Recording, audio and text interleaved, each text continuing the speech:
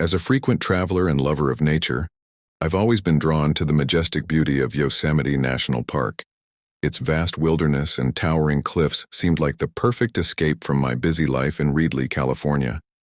Little did I know, my last visit there would leave me with an experience I could hardly explain. It was late September, and the park was less crowded.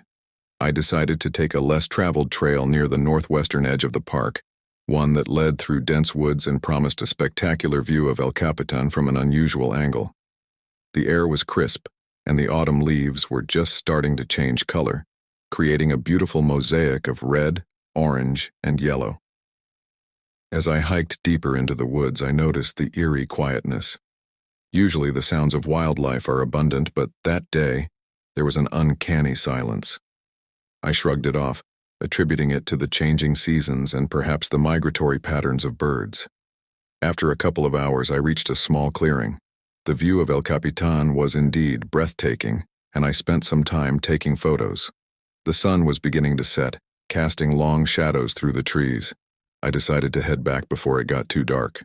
That's when things started to get strange. I heard a faint whispering sound, like someone talking in the distance. I stopped, trying to pinpoint the direction, but it seemed to come from everywhere and nowhere at the same time. The whispers were too low to make out any words, but they had a pleading, urgent quality to them. Feeling a mix of curiosity and uneasy, I continued my trek, but the whispers seemed to follow me. Every time I stopped, they would too. I started to feel like I wasn't alone in the woods. The hairs on the back of my neck stood up, and a chill ran down my spine. I quickened my pace, but the path seemed different, unfamiliar. I was sure I was retracing my steps correctly, but nothing looked the same as it did when I was heading in. Panic set in. Had I gotten lost? But that didn't explain the whispers, which were now growing louder, more insistent. Then, I saw something in the distance, a figure, standing motionless between the trees. It was too far to make out any details, but it seemed to be watching me.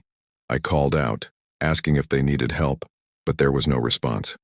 The figure just vanished as I blinked. I decided to use the GPS on my phone, but to my dismay, there was no signal. That's when I realized how serious my situation was. Lost, with night rapidly approaching and strange whispers surrounding me, I felt a deep sense of dread.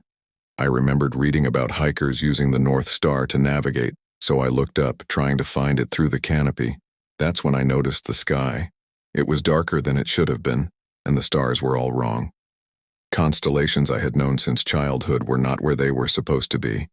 It was then that I truly felt fear. I was lost, not just in the woods, but somehow, in a place that didn't seem to obey the laws of nature. I kept walking, driven more by fear than direction.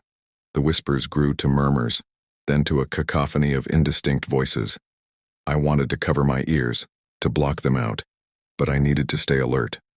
Finally, after what felt like hours, I saw the faint glow of lights through the trees. I stumbled towards them, emerging onto a road. A passing park ranger saw me and stopped. I was back in the familiar world, but I couldn't explain where I had been or what I had experienced. The ranger told me I was miles away from where I thought I was, in a part of the park rarely visited by hikers. He didn't seem surprised by my tale of whispers and disorientation. With a knowing look, he simply said, "The woods here hold many secrets, best left undiscovered." To this day, I can't explain what happened in Yosemite. Was it a trick of the mind or something more? The woods had whispered to me, but I never found out what they were trying to say, and part of me is glad I didn't.